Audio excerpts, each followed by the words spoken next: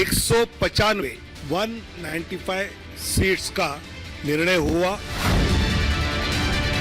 माननीय प्रधानमंत्री जी वाराणसी से चुनाव लड़ेंगे।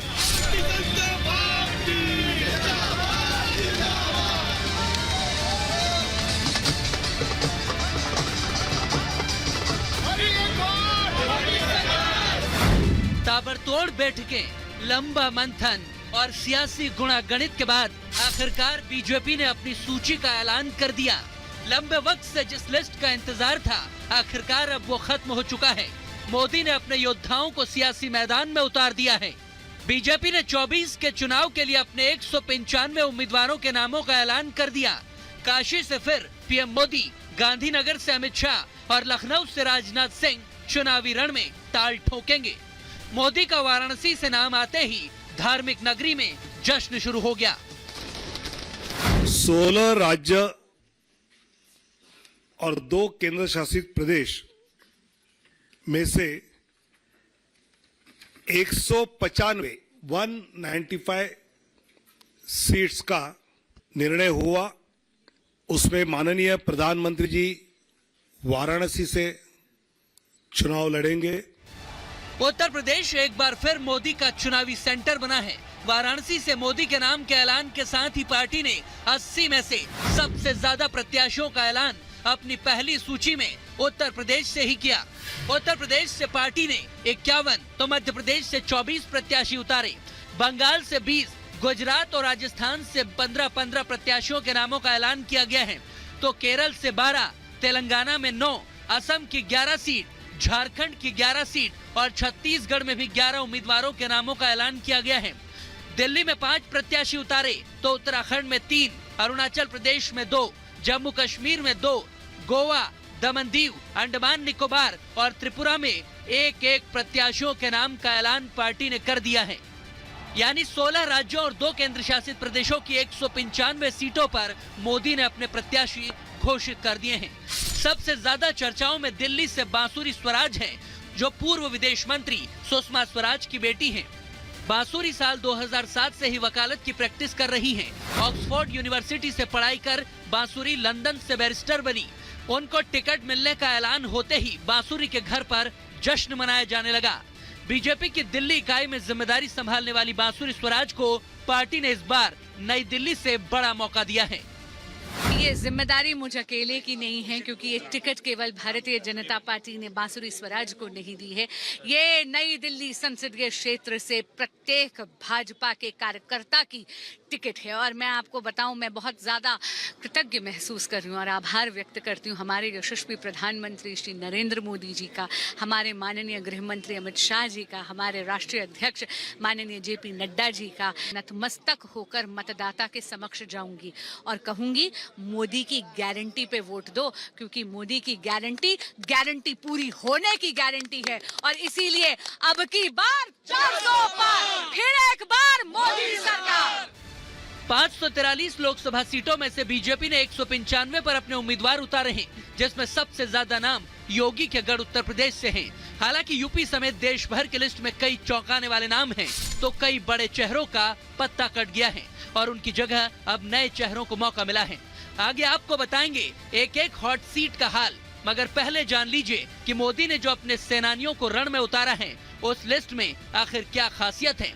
बीजेपी की पहली सूची में 1 लोकसभा स्पीकर, 34 केंद्रीय मंत्री, 3 पूर्व मुख्यमंत्री, 47 युवा प्रत्याशी शामिल हैं। तो वहीं 28 महिला प्रत्याशी को मैदान में उतारा गया है। 57 OBC उम्मीदवार हैं, तो 27 SC उम्मीदवार और 18 ST उम्मीदवार भी इस सूची में जगह पाने में सफल हुए हैं। यानी मोदी ने राहुल गांधी के OBC फॉर्मूले और जातिगत जनगणना के कार्ड को 24 चुनाव से पहले ही फेल कर दिया। हर वर्ग और जाति से लोगों को टिकट दिया गया है। अखिलेश यादव के PDO को भी बड़ा झटका लगा है, क्योंकि बीजेपी की सूची में OBC, महिला, युवा, दलित के साथ ही एक मुस्लिम का नाम भी शामिल है। यानी मोदी को जाति और वर्ग की सियासत में उलझाने की फिराक में बैठे राहुल और अखिलेश के दांव अब धराशायी हो चुके हैं। भारतीय जनता पार्टी ने लिस्ट जारी की है। अब उन सांसदों को अपना रिपोर्ट कार्ड भी जारी करना चाहिए। बहुत से सांसद थे जिन्होंने गांव गोद लिए थे, उन गांवों की क्या स्थिति है, क्या वो स्मार्ट गांव बन गए हैं, जैसे स्मार्ट सिटी बन रही थी। तो अब तो रिपोर्ट कार्ड देने का समय है। ये जोड़ी एक बार पहले भी आ चुकी थी और उसमें फ्लॉप हुए और यूपी में समाजवादी पार्टी के 50 से भी कम विधायक हुए। तो काट की हड्डियां बार बार नहीं चढ़ती है। ये सिद्धांत विहीन और नेतृत्व विहीन एक मौका परस्ती का गठबंधन है जो चल नहीं पाएगा। और ऐसे गठबंधन, ऐसे विवाह हनीमून से पहले ही तलाक हो जाते हैं। वक्त बताएगा। इंडिया गठबंधन इस बार जितने भी बिखरे वोट होंगे, जितने भी एंटी जो है भाजपा और मोदी के खिलाफ जितने तोड़ फोड़ सारी किए हैं, वो सारा गठबंधन को इस बार वोट पड़ने वाला है। इस बार लड़ाई चौकस होगी, मजबूत होगी इस बार लड़ाई यहाँ। उत्तर प्रदेश से दिल्ली तक मोदी ने लिस्ट में ऐसे नाम शामिल किए हैं जो चौंकाने वाले हैं। पूर्व केंद्रीय मंत्री हर्षवर्धन का टिकट काटकर मोदी ने प्रवीण खंडेलवाल को चांदनी चौक से प्रत्याशी बनाया है। एक बहुत छोटे कार्यकर्ता को प्रधानमंत्री श्री नरेंद्र मोदी ने और भाजपा नेतृत्व ने एक बड़ी जिम्मेदारी दी है और हम सब चांदनी चौक के कार्यकर्ता मिलकर के उस जिम्मेदारी को बखूबी निभाएंगे। चांदनी चौक की सीट हम रिकॉर्ड मतों से जीतने वाले हैं। अब की बार 400 पार। कितनी चुनौती है इसके? कोई चुनौती नहीं है। प्रधानमंत्री जी का सक्षम नेतृत्व हमारे साथ में है, इसलिए चुनौती का कोई विषय नहीं है। कोई चुनौती नहीं है। दिल्ली की 7 सीटें हम जीतने जा रहे हैं। दिल्ली से मोदी ने 5 प्रत्याशी तय किए, जिनमें 4 नए लोगों को मौका मिला है। अब जान लीजिए कि किसका टिकट कटा और किसे टिकट मिला। अगर नई दिल्ली की बात करें तो इस सीट से केंद्रीय मंत्री मीनाक्षी लेखी का टिकट कट गया है और यहाँ पर सुषमा स्वराज की बेटी बांसुरी स्वराज को टिकट मिला है। पश्चिमी दिल्ली में प्रवेश वर्मा का टिकट कट चुका है, उनकी जगह कमलजीत सहरावत को पार्टी ने मौका दिया है।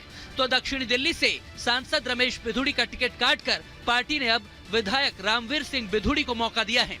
मध्य प्रदेश की राजधानी भोपाल से साध्वी प्रज्ञा सिंह ठाकुर का टिकट काटकर यहां से महापौर रहे आलोक शर्मा को टिकट दिया है। तो मध्य प्रदेश की ही गुना सीट से केपी यादव का टिकट काटकर अब पार्टी ने केंद्रीय मंत्री ज्योतिरादित्य सिंधिया पर दाव लगाया है। एमपी की सबसे खास सीट मानी जाने वाली विदिशा से रमाकांत भार्गव का टिकट काटकर मध्य प्रदेश के पूर्व मुख्यमंत्री शिवराज सिंह चौहान को मैदान में उतारा है। शिवराज को टिकट मिलने के ऐलान के साथ ही भोपाल में उनके आवास पर जमकर जश्न मनाया गया। कार्यकर्ताओं और समर्थकों ने मिठाइयां बांटी।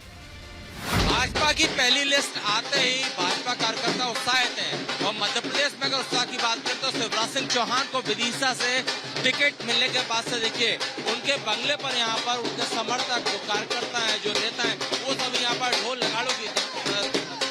नगाड़ों पर नाच रहे हैं, अपनी खुशी का इजहार कर रहे हैं। 29 में से 29 जीतेंगे। पूरे माननीय शिवराज जी ने पहले घोषणा कर दी थी कि 29 सीट जिता के भेजेंगे।